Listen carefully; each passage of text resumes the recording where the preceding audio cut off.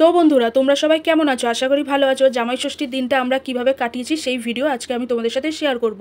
তো আমাদের শ্বশুরবাড়ির প্রত্যেকটা ফ্যামিলি মেম্বার রেডি হয়ে চলে এসেছে আমার ছোটো ননদের বাড়িতে, কারণ আজকে আমার ছোটো ননদ জামাই ষষ্ঠী উপলক্ষে আমাদের সবাইকে ইনভাইট করেছে এবং আমাদের জন্য বেশ খাওয়া দাওয়ার আয়োজনও করেছে, যেমন ভাত, ডাল, আলু ভাজা, মাছ, মাংস, চাটনি, পাঁপড়, মিষ্টি।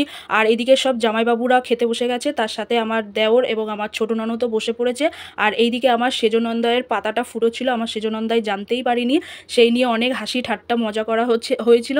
তো যাই হোক, আমার ছোট ননদের জন্য আমরা সবাই মিলে অনেক মজা করতে পেরেছি এবং সবাই মিলে পরিবারের একসাথে হয়েছি এবং সবাই মিলে অনেক গল্প, অনেক সারা দিনটা অনেক সুন্দরভাবে আমরা কাটিয়েছি। আর রাত 12টার পর আমার সেজনন্দাই এবং সেজননাসের অ্যানিভার্সারি ছিল, তাই আমরা সবাই মিলে কেকের ব্যবস্থা করা হয়েছিল এবং প্ল্যানটা ছিল আমার মেজো ননাসের। তো সবাই মিলে আমরা কেক নিয়ে এসেছি এবং দিদি জামাইবাবুকে দিয়ে কেক কাটিয়েছি।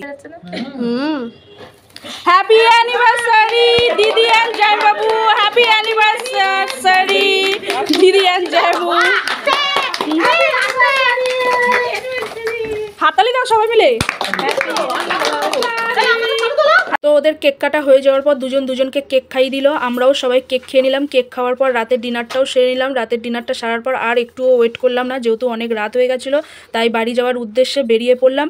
তোমরা জামাই ষষ্ঠীটা কেমনভাবে কাটিয়েছো আমাকে কমেন্ট করে জানিও। তো চলো, ভিডিওটা এই পর্যন্ত। যদি ভালো লেগে থাকে অবশ্যই লাইক, শেয়ার, কমেন্ট এবং ফলো করতে ভুলবেন না। এখনকার মতন টাটা, সবাই ভালো থাকবেন, সুস্থ থাকবেন আর সবাইকে গুড নাইট।